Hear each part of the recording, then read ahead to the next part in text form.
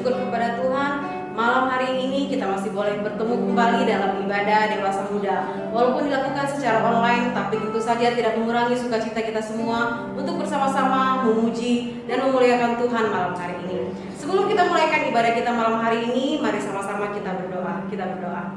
Kami mengucap syukur Tuhan buat segala kebaikan Tuhan, buat segala kasih setia Tuhan yang senantiasa Tuhan nyatakan dalam kehidupan kami. Bukti kasih Tuhan kepada kami semua Tuhan. Malam hari ini kami boleh bersama-sama beribadah Tuhan, walaupun melalui ibadah online, tapi kami yakin percaya Engkau hadir di tengah-tengah kami malam hari ini Tuhan. Dan Engkau akan terus memenuhkan sukacita kami Tuhan. Engkau akan terus membaharui setiap hati kami Tuhan, sehingga semakin hari Tuhan kami semakin memiliki kerinduan untuk terus datang bersekutu kepada Tuhan, memuji dan memuliakan nama Tuhan. Karena hanya Engkaulah Tuhan, hanya Engkaulah Allah yang layak untuk menerima segala pujian syukur kami. Terima kasih Bapa, terima kasih Tuhan. Kami menyerahkan akan seluruh rangkaian ibadah kami malam hari ini hanya ke dalam tangan Tuhan. Dan kami siap untuk memuji dan memuliakan Tuhan malam hari ini. Hanya dalam nama Tuhan Yesus Kristus kami berdoa dan bersyukur. Haleluya. Amin. Puji Tuhan, kita yakin percaya bahwa Allah yang kita sembah, Dia adalah Allah yang tidak pernah berubah kasih setianya. Amin. Dari dahulu, sekarang, bahkan sampai selama-lamanya. Haleluya. Mari sama-sama kita puji Tuhan malam hari ini. Sebab sungguh Dia adalah Allah yang sanggup melakukan segala perkara dalam kehidupan kita.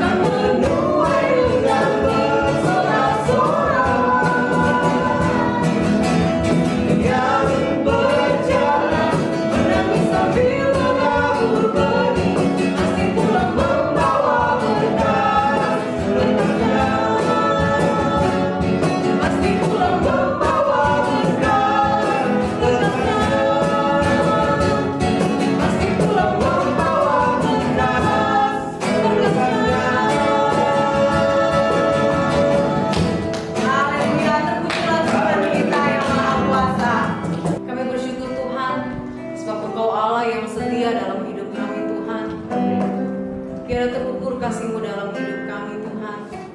Engkau Allah yang senantiasa hadir dalam setiap musim hidup kami Tuhan. Engkau Allah yang berjanji tidak akan pernah meninggalkan kami sedetik pun. Terima kasih untuk penyertaan-Mu yang sempurna dalam hidup kami Tuhan. Kami bersyukur buat segala kebaikan.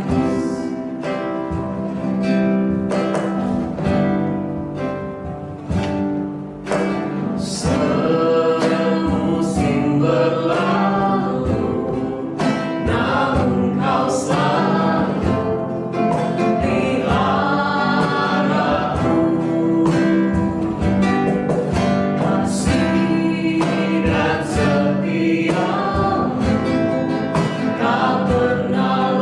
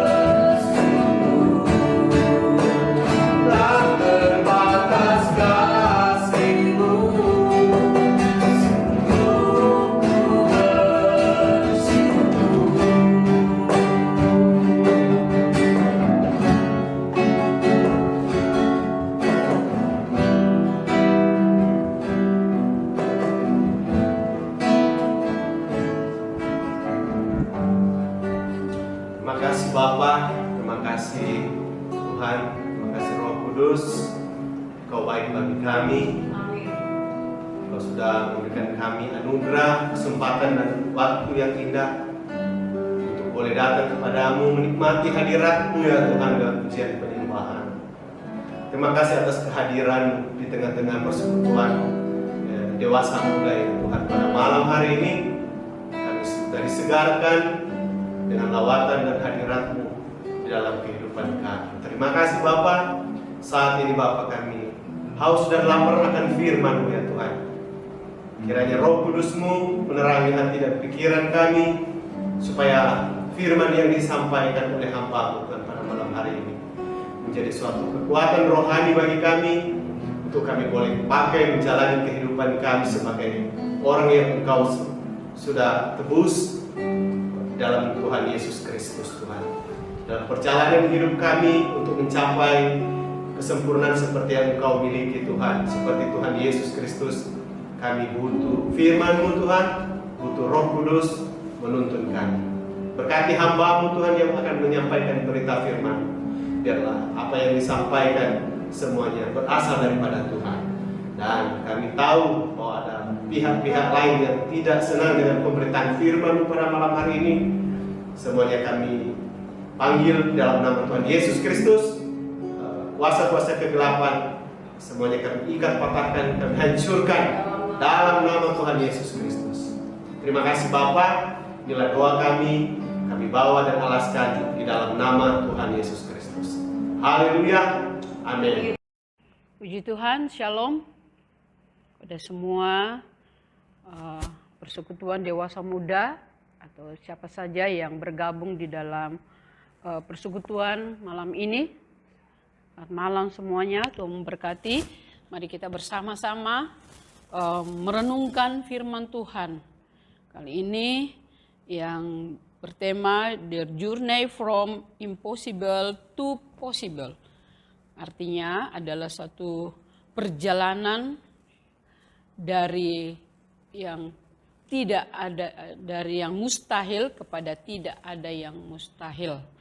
Nah, jadi suatu hal yang kita juga semua alami atau jalani saat-saat tertentu di dalam kehidupan kita.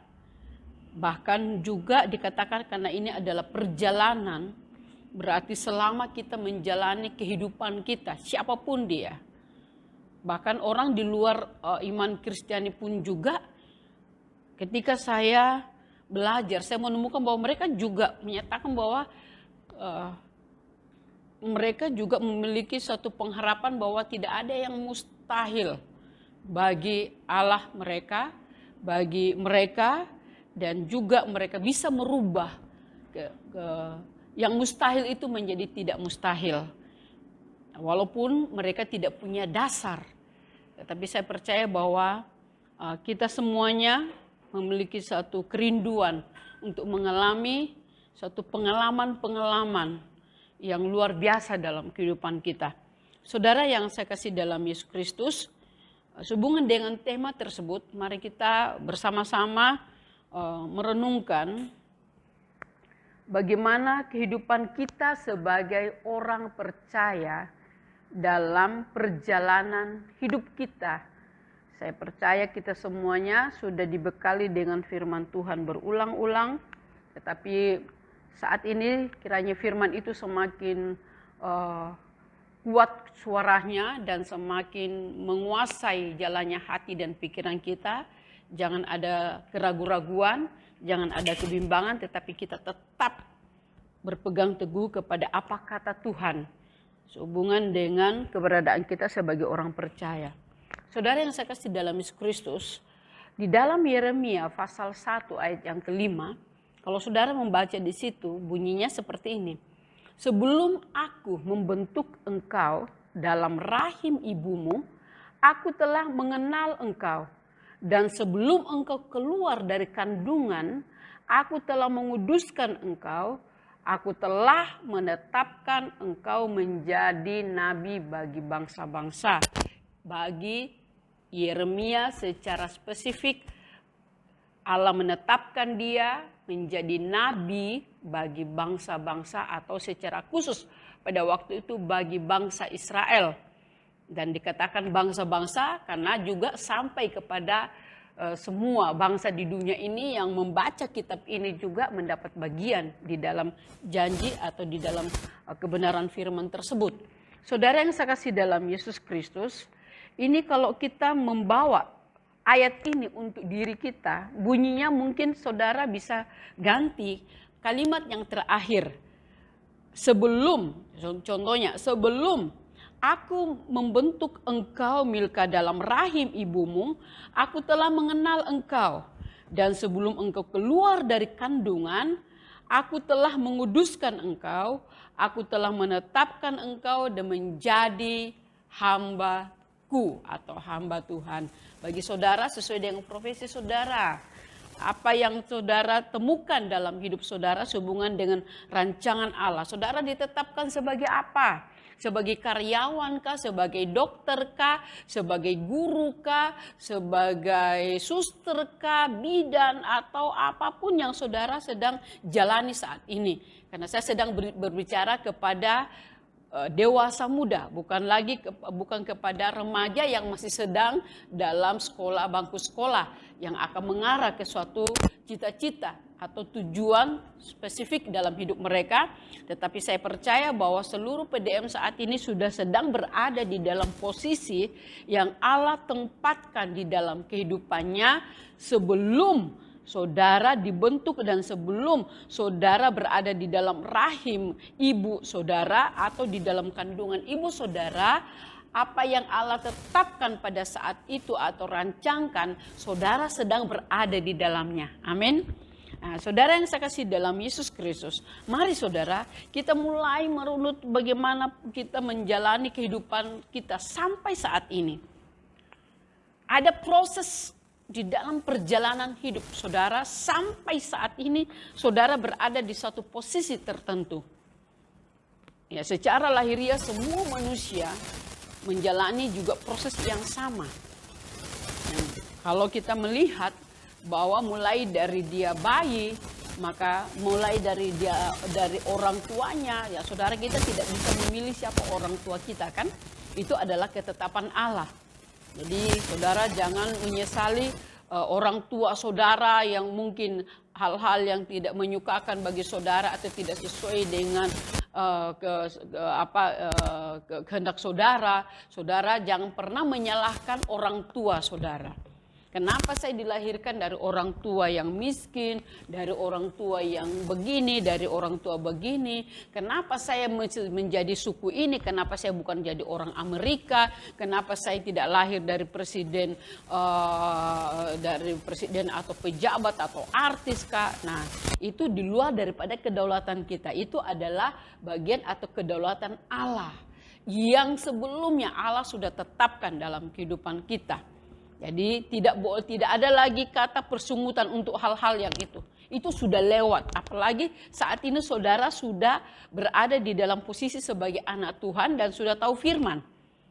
Jadi tidak boleh lagi ada satu persungutan atau kekesalan, kejengkelan dengan masa lalu saudara, dengan asal usul saudara, dengan orang tua saudara, dengan nasib saudara masa yang lalu.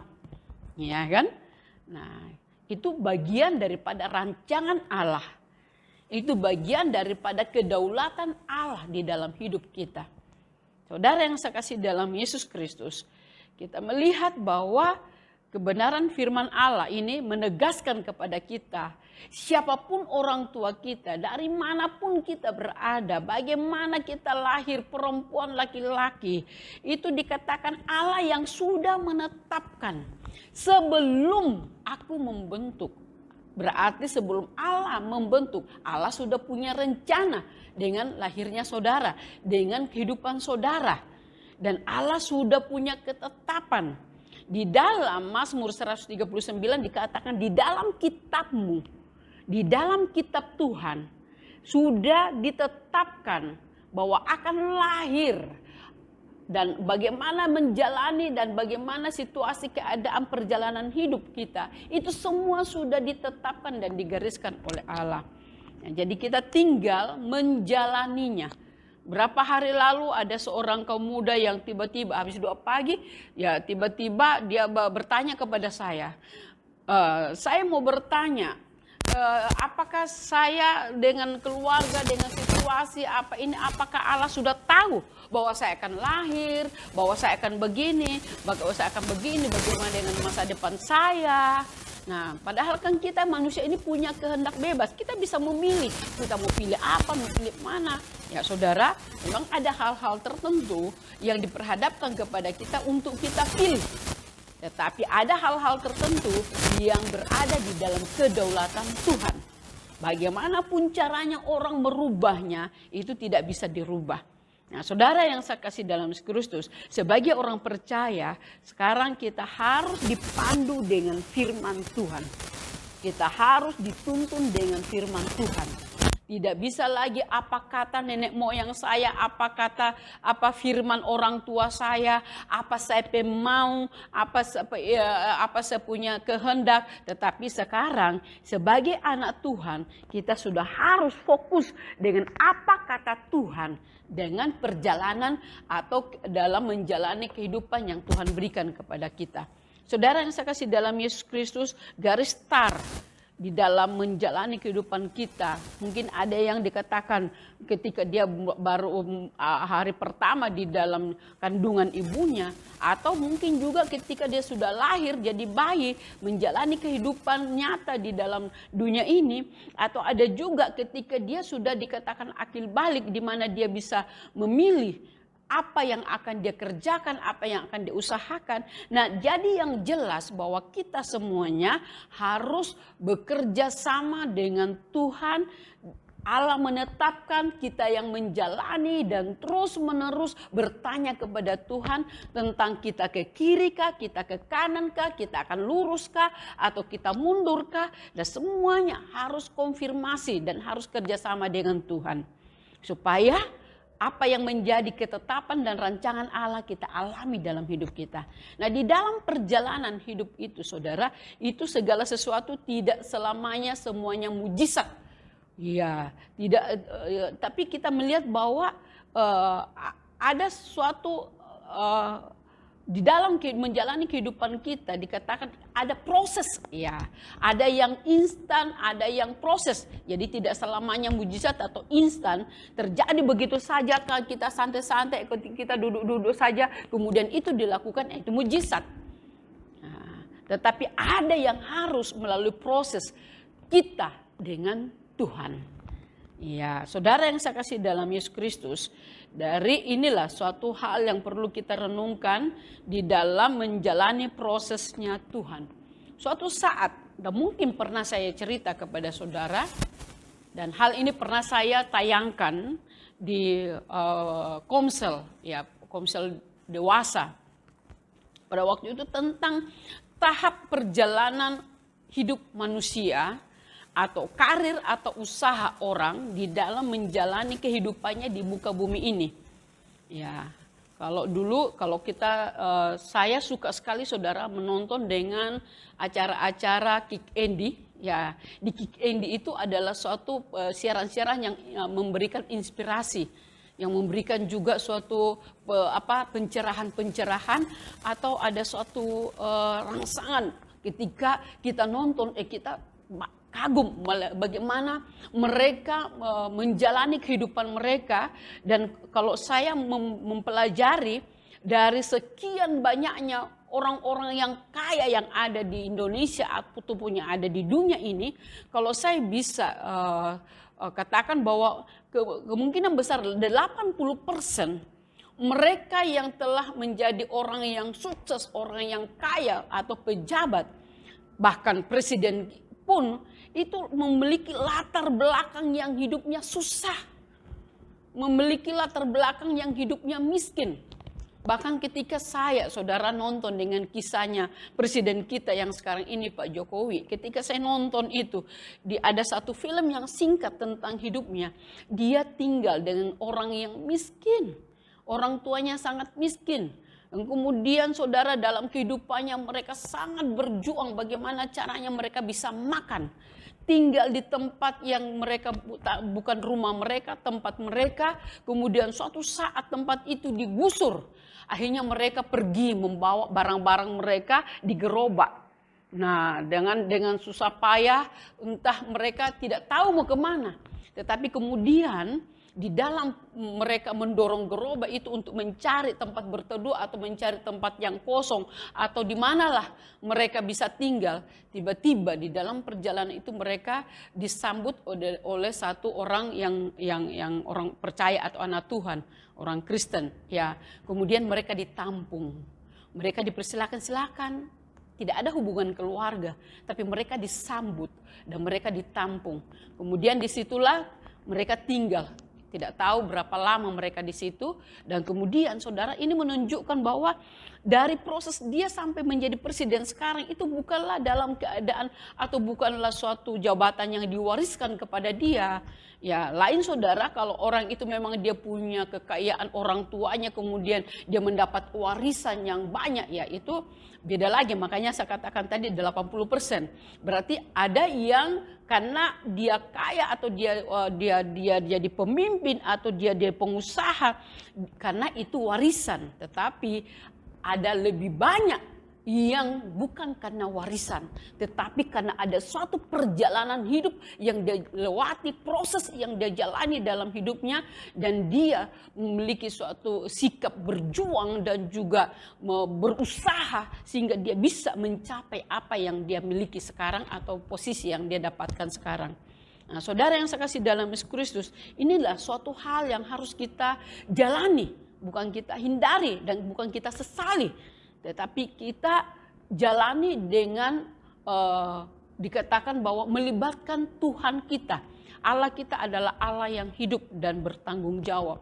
Nah, saudara, saya kembali kepada satu kisah yang saya pernah dapatkan dari kisah ini, bahwa tahap-tahap pertama itu mungkin yang kalau saudara saat ini setelah memiliki suatu usaha atau telah berhasil, nah kalau itu bukan dari warisan, maka saudara pasti mengalami satu perjalanan hidup yang kisahnya saudara awal-awalnya berjuang untuk bertahan hidup. Nah, itu umumnya yang saya temukan di dalam kisah-kisah inspiratif yang ditayangkan oleh Kik Andy, bagaimana mereka memiliki perjalanan hidup yang awal mulanya itu supaya mereka survive, supaya mereka bisa makan, mereka bisa mereka bisa punya tempat. Ya mungkin awalnya kos-kosan, mungkin awalnya kontrak, atau mungkin awalnya numpang, atau mungkin tetapi itu adalah satu perjalanan yang awalnya itu adalah satu perjalanan yang penuh dengan tantangan. Ya. Dan kemudian saudara dalam berjalan, di dalam bertahan, di dalam berjuang tersebut, mereka tetap memiliki satu cita-cita. Jadi mereka tetap memiliki satu target. Mereka tetap memiliki satu hal yang ingin mereka raih. Mereka tidak ingin tetap seperti itu. Ya kan? Bahkan ada kalanya mereka katakan kalau orang tua kita miskin, saya tidak mau miskin. Kalau orang tua kita seperti ini, saya akan merubah. Nah, itu saudara bisa temukan di dalam banyak kisah-kisah. Hingga karena mereka menjalani bagaimana mereka berjuang di dalam mempertahankan hidup. Setelah adanya perjalanan itu dan mereka berusaha untuk berjuang, maka kemudian ya tidak secara spontanitas, tidak secara tiba-tiba terjadi, maka melalui proses perjalanan itu mereka mendapatkan suatu pekerjaan dan mereka mulai juga entah bagaimana caranya, apakah mereka menabung atau apakah mereka berusaha dengan memutar otak dengan juga bagaimana berusaha untuk memulai usaha-usaha di dalam hidup mereka. Hanya mereka mendapatkan satu titik aman dari berjuang untuk survive, untuk bertahan hidup. Kemudian tahap berikutnya mereka telah berada di titik aman. Ya, dikatakan kebutuhan primer mulai tercukupkan. Ada makan, ada minum, ada pakaian, itu mulai dicukupkan, tercukupkan. Bahkan mereka mulai bisa membangun dikatakan usaha dan juga mulai ada tempat tinggal. Nah, itu masa-masa yang dikatakan titik aman atau security yang mulai dalam proses seperti itu. Ya, saudara, saya katakan ini bukan ini proses yang dialami oleh orang yang tidak dapatkan warisan. Iya. Dan kemudian yang berikutnya adalah mulai terus berjuang. Saya ingin mendapatkan yang lebih lagi. Tidak salah, saudara, dan inilah memang yang proses-proses yang kita hadapi atau kita jalani dalam kehidupan kita.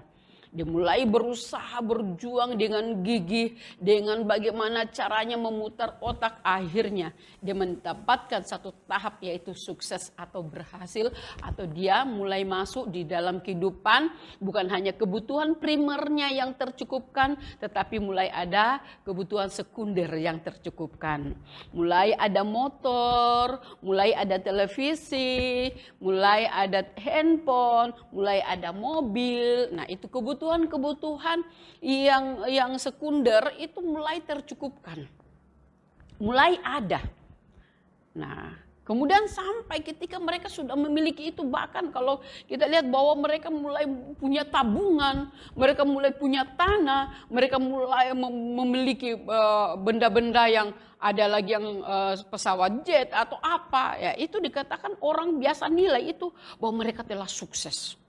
Rumah mereka bukan cuma satu, ada yang sampai 5. Mobil mereka bukan cuma satu, ada yang sampai 7.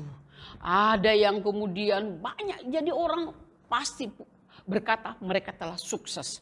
Ya mungkin dia juga mulai katakan, ya ada padaku segala hal yang aku butuhkan. Ya mungkin juga orang lain tidak punya. Tetapi saudara, inilah suatu hal memang yang Tuhan inginkan untuk kita hidup di dalam segala kelimpahan. Tetapi ini tidak kita raih secepat itu ataupun juga secara instan atau secara otomatis. Tetapi ada di dalam orang yang gigih, dialami oleh orang yang berjuang, dialami oleh orang yang berusaha. Nah, dulu pernah ada anak remaja berkata, kami saya ingin bertanya, dia bukan orang percaya, tetapi kenapa dia bisa kaya? Nah, karena saya katakan ini masih secara umum ya, secara umum. Karena dia rajin, karena dia ulet, karena dia berjuang, sehingga dia bisa mendapatkan apa saja yang dia inginkan atau dia butuhkan. Nah, kita sebagai orang percaya, sekarang kita masuk di dalam firman Tuhan. Sebagai orang percaya, saudara yang saya kasih dalam Yesus Kristus, kita juga digariskan, Allah sudah menetapkan keadaan kita. Ya, keadaan kita sebagai apa yang Tuhan ingin rancangkan atau ingin lakukan bagi umatnya, bagi orang percayanya. Kita lihat di dalam contoh kasus yang ada di dalam kisah hidup Abraham. Abraham memberikan dia janji dan Abraham memberikan dia satu jaminan dalam kehidupannya bahwa aku akan memberkati engkau. Aku akan membuat namamu masyhur dan engkau akan menjadi berkat bagi semua bangsa. Ya kan?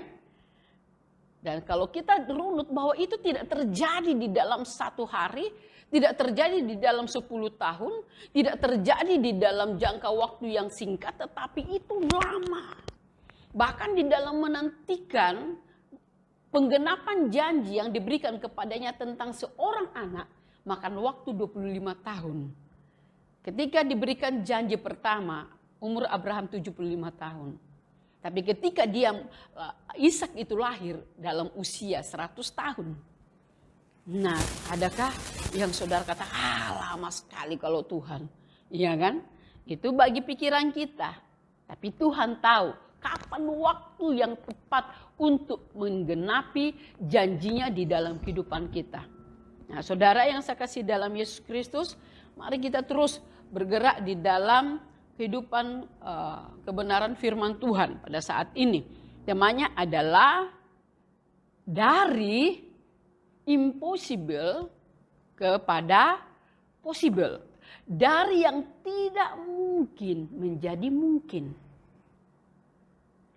Ada suatu saat, saudara, ya mungkin ada banyak kesaksian. Saya mengenal ada seorang ibu.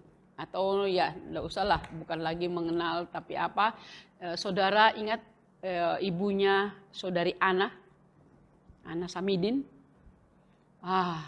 Itu Mbak Sri, mungkin ada di antara saudara yang pernah mengenal atau pernah bertemu. Tapi suatu saat ketika saya bertemu dengan ibu ini, waktu kami sama-sama, baik itu ketika sama melayani sekolah minggu, atau sama-sama dalam pelayanan, atau setelah saya saya baru perhatikan dan mengamati banyak jemaat ketika saya sudah selesai sekolah Alkitab. Sebelumnya saya juga berjemaat di GBPS Palu, tetapi saya belum terlalu banyak mengenal keadaan jemaat dan ataupun juga mengenal mereka. Tapi setelah saya tinggal di pastori, kemudian saya juga ikut di dalam pelayanan, maka saya baru mengenal ibu ini. Dan kemudian ibu ini suatu saat bercerita. Dia katakan, "Meka, kau kenal saya dulu bagaimana?" Saya bilang tidak. Tetapi saya cuma dengar dari kesaksian orang. Bahkan Bapak Gembala sendiri pernah bersaksi bahwa dulu kehidupan mereka itu, ia jual es tong-tong, naik sepeda. Dan entah itu dikatakan mereka sangat gigih. Ibu ini sangat gigih. Kemudian suatu saat, waktu ibu ini bercerita seperti ini. Saya membaca bukunya Yonggi Cho. Namanya waktu itu Yonggi Cho. Kemudian kan dia diganti namanya David Cho. Tapi pada waktu itu judul buku itu entah mungkin ada di perpustakaan SPP. Dimensi keempat. Di dalam pengalaman, di dalam cerita itu, atau di dalam kisah itu, atau di dalam buku itu, dikisahkan tentang cara-cara untuk mengalami ketidakmustahilan. Jadi dia katakan ketika saya baca buku itu, Milka, saya langsung katakan begini, saya menantang ketidakmustahilan Tuhan. Bagi Allah tidak ada yang mustahil. Nah, kemudian saya mulai bekerja. Sambil saya berdoa. Saya mulai bekerja. Akhirnya saya buka usaha. Ya, saudara kemudian kan tahu ada usaha tempe. Kemudian ya kayak gitu, kemudian sampai kemudian ya mereka mendapatkan suatu keadaan yang dikatakan keadaan yang security atau keadaan yang aman. Dulunya awalnya itu mereka berjuang untuk bagaimana mereka bisa hidup. Nah, jadi tetapi kemudian mengalami pengalaman-pengalaman tentang tidak ada yang mustahil bagi orang percaya. Saudara, keadaan sekarang ini memang kadang-kadang menggelisahkan, menakutkan, dan bahkan tidak hanya bagi orang-orang yang tidak percaya yang mengalami hal-hal yang menurun atau merosot di dalam kehidupan ekonomi ataupun di dalam kehidupan jasmani mereka, tetapi juga banyak anak Tuhan yang mengalami pasang surut. Ada saatnya dia up, kemudian saatnya down. Ada saatnya dia, tetapi ada saatnya sama, sehat, kemudian ada saatnya sakit. Nah, itu yang dikatakan suka duka silih berganti. Nah, adakah pengalaman-pengalaman supranatural? Adakah pengalaman-pengalaman tidak ada yang mustahil yang saudara alami di dalam kehidupan saudara? Ketika hal itu Allah izinkan, itu membuat saudara semakin mengenal siapa dia. Kalau ketika saya membaca tentang kisah Ayub, ya hari ini terakhir kita membaca tentang kisah Ayub di dalam Mezbah Keluarga.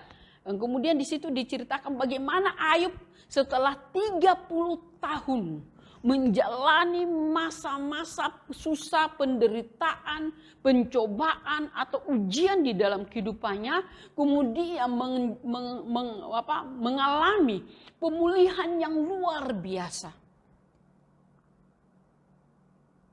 Itu saudara, Itu tidak terjadi. Kalau kita baca, kita bisa baca di dalam berapa hari atau dalam 1 hari kisahnya. Tetapi tidak sesingkat itu.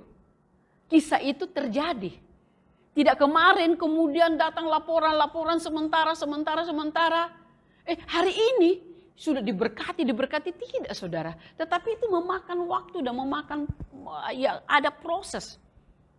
Bahkan ketika di dalam penelitian dikatakan bahwa 30 tahun loh Ayub itu mengalami proses yang terjadi dalam kehidupannya.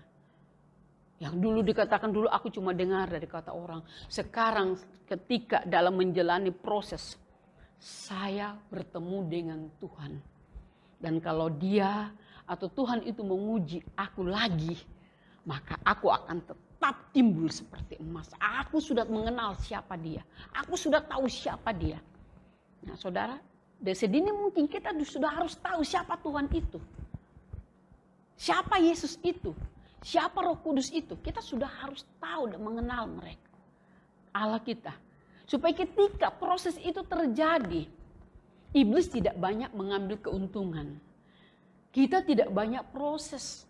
Kita tidak banyak, maksudnya tidak banyak melakukan kesalahan di dalam perkataan kita, di dalam pemikiran kita, di dalam praduga kita. Allah itu jangan-jangan pilih kasih atau begini-begini. Tetapi ketika kita sudah mempersenjatai diri kita dengan firman, dan ketika hal itu terjadi, kita lagi tidak bingung, saudara.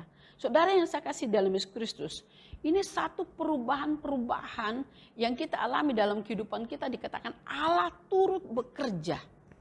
Nah, saudara, di dalam Lukas 1 ayat 37 dikatakan sebab bagi Allah tidak ada yang mustahil. Benar, karena dia Allah pencipta langit dan bumi. Dia yang mengendalikan segala cuaca, segala keadaan, segala waktu. Allah kuasa atas segala yang ada di langit dan di bumi. Jadi tidak ada yang mustahil bagi dia. Nah, saudara, tapi Yesus juga suatu saat berkata seperti ini.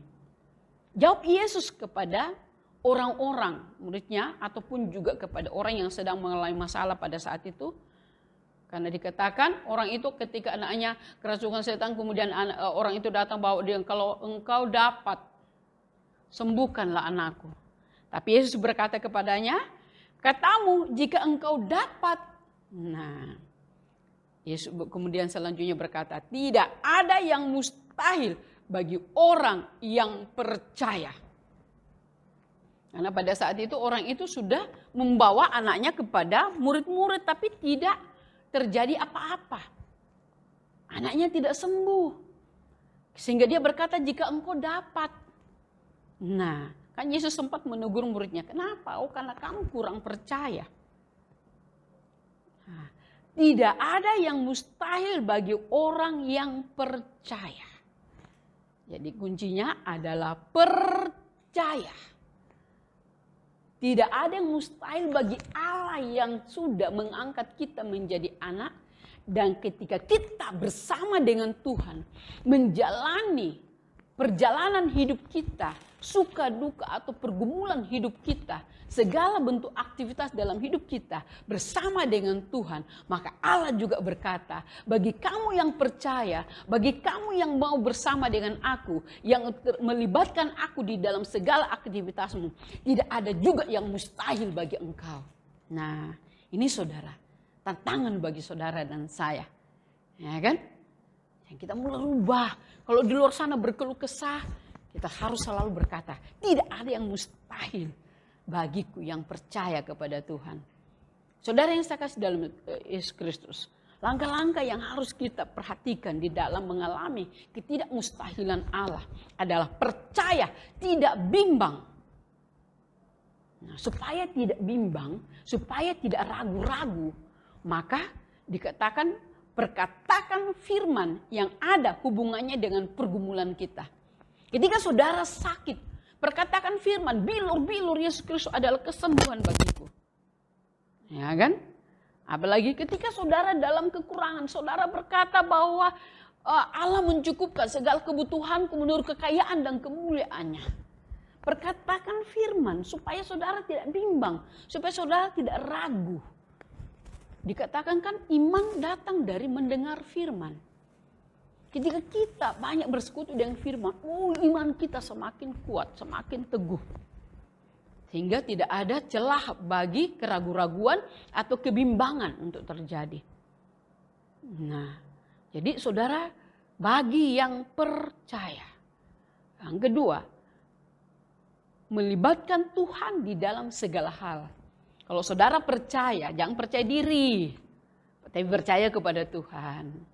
Boleh juga lah dikatakan percaya diri berarti dia berkata bisa, sama dengan Popon di Papua katakan kita orang bisa, kita bisa. Nah, tetapi saudara, di dalam berkata kita bisa, kita dapat, kita mampu, harus ada di dalamnya karena Tuhan. Ya. Jadi itulah dikatakan melibatkan Tuhan di dalam segala hal. Jadi jika bukan mujizat yang Allah perhadapkan kepada kita, berarti ada proses untuk kita mendapatkan apa yang sedang kita gumuli.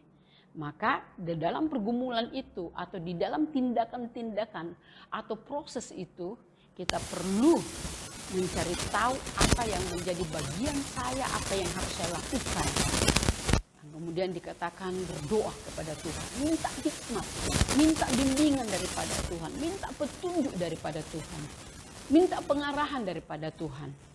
Ya, melibatkan Tuhan, tidak hanya percaya, tetapi di dalam tindakan-tindakan libatkan Tuhan. Kalau saudara sedang berusaha, jadikan Tuhan itu bos saudara. Saudara pekerjanya. Ya kalau ada apa-apa Tuhan, bagaimana kalau ini? Jadi kalau ada masalah, Tuhan ada masalah dengan kita usaha. Bagaimana bos? Itulah satu cara untuk bagaimana kita bisa bekerja sama dengan Tuhan sehingga tidak mustahilan itu kita alami dalam kehidupan kita. Nah, di dalam Ulangan 28 ayat 13-14 berkata, Tuhan akan mengangkat engkau menjadi kepala dan bukan ekor, menjadi ekor. Engkau akan tetap naik dan bukan turun. Apabila engkau mendengarkan perintah Tuhan Allahmu yang kusampaikan kepadamu pada hari ini, kau lakukan dengan setia. Apabila mendengarkan firman Tuhan, lakukan itu dengan setia, terus menerus, bukan cuma sewaktu-waktu, bukan satu kali dalam satu minggu, satu hari, tetapi di dalam kehidupan kita terus menerus percaya dan terus menerus melibatkan Tuhan. Nah, karena dikatakan apabila ayat 14 engkau tidak menyimpang ke kanan atau ke kiri dari segala perintah yang kuberikan kepadamu pada hari ini dengan mengikuti Allah lain atau beribadah kepadanya. Jadi yang kedua adalah tidak menyimpang ke kanan dan ke kiri, tidak ragu. Tiba-tiba ada ide, ada orang yang menawarkan cara, ada orang pergi di Gunung Kawi, pergi di Gunung Semeru, pergi di hutan ini, pergi di gua ini. Nah, tetapi tetap setia, tetap bertekun, tetap kerjasama dengan Tuhan. Nah, maka saudara akan mengalami pengalaman-pengalaman yang luar biasa dalam hidup saudara. Kita sudah banyak belajar tentang bagaimana Yusuf dari budak menjadi Perdana Menteri. Bagaimana Daud dari gembala 2-3 ekor domba menjadi raja di Israel. Nah, dikatakan apa saja yang dilakukan Tuhan buat berhasil. Karena apa? Daud dan juga Yusuf dan juga Ayub melibatkan Tuhan. Banyak tokoh-tokoh pahlawan iman. Saya selalu tertarik dengan cara-cara mereka dalam menjalani kehidupan, walaupun mereka suatu saat ada jatuh bangunnya, ada juga di titik lemahnya, tetapi mereka kembali bangun, mereka kembali bangkit, mereka kembali berseru kepada Tuhan, melibatkan Allah, mengandalkan Tuhan, sehingga mereka memberi bukti bahwa Allah yang bertanggung jawab atas kehidupan kita melakukan perkara yang luar biasa dari yang tidak mungkin menjadi mungkin. Tidak ada yang mustahil bagi Allah kita dan tidak ada yang mustahil bagi orang yang percaya. Tetaplah percaya sampai Tuhan datang. Puji Tuhan. Berdoa Kita juga akan berdoa bagi saudara-saudara kita yang berulang tahun dalam 2 minggu ini, yaitu saudara kita Gideon, kemudian Ika Ambotuo, kemudian Yogi Pradana, dan kemudian Mesia. Tuhan memberkati, selamat ulang tahun, Tuhan memberkati dan tetap setia dan tetap mengandalkan Tuhan dan alami ketidakmustahilan di dalam Tuhan. Kita berdoa, terima kasih Tuhan. Kami mengucap syukur untuk kebenaran firman-Mu. Kami mengucap syukur Tuhan untuk pimpinan-Mu dalam kehidupan kami. Kami boleh menjadi anak-anak kesukaan Tuhan, menjadi anak-anak kesayangan Allah. Dan kami mengalami segala yang terbaik dalam hidup kami. Janji-Mu bahwa tidak ada yang mustahil bagi orang yang percaya. Janji-Mu bahwa Engkau akan terus membawa kami naik dan bukan turun. Kepala dan bukan ekor. Pengalaman-pengalaman iman bersama dengan Tuhan semakin mengajarkan kami bahwa kami harus terus mengandalkan Tuhan dalam segala perkara, dalam segala situasi dan keadaan. Dimanapun kami pergi, dimanapun kami berada. Karena Allah bertanggung jawab atas hidup kami dan sanggup melakukan perkara-perkara yang besar. Meteraikan firman-Mu dalam kehidupan kami semuanya. Dalam seluruh persekutuan dewasa muda dan juga yang bersama-sama bergabung bersama pada ibadah ini, Tuhan, Engkau mengetahui akan pergumulan mereka, akan kerinduan hati mereka. Kami percaya Tuhan tidak ada yang mustahil bagi mereka yang percaya kepadamu. Mereka akan mengalami dan melihat hal-hal yang luar biasa dalam kehidupan mereka. Sertai semua pengurus PDM dalam pelayanan mereka. Berikan kekuatan, kesehatan, penyertaan, pembelaan, perlindungan dalam segala usaha pekerjaan, rumah tangga mereka, kesehatan mereka diberkati Tuhan di dalam segala hal, apapun yang mereka rindukan Tuhan, Engkau ada bersama dengan mereka. Terima kasih Tuhan, kami mengucap syukur terus menyertai untuk pelayanan-pelayanan yang akan datang, persekutuan-persekutuan yang akan datang. Tuhan memberkati setiap pribadi. Terima kasih Bapa. Kami juga berdoa Tuhan bagi saudara-saudara kami yang berulang tahun, biarlah kiranya Tuhan memberkati mereka sebagaimana Tuhan sudah menyertai dalam perjalanan hidup mereka hingga pada saat ini. Tuhan juga akan terus menyertai untuk hari-hari yang akan datang di dalam kehidupan mereka secara pribadi, secara rohani, secara jiwani dan jasmani, keluarga, rumah tangga, usaha, semua di dalam campur tangan Tuhan. Lindungi, tutup bungkus semua dengan kuasa darah-Mu, sertai di dalam segala perkara. Kami mohon Tuhan pembelaan-Mu atas kehidupan mereka semuanya. Terpujilah nama-Mu Bapa. Kami mengucap syukur Tuhan, dan pada saat ini kami akan mengakhiri persekutuan kami. Biarlah Engkau Allah terus beracara di dalam kehidupan kami, enggak mempertemukan lagi kami pada persekutuan yang akan datang, dan juga dalam jam-jam ibadah yang akan datang. Terima kasih Bapa, kami mengucap syukur, menyerahkan kehidupan kami semua di dalam tangan kuasa-Mu.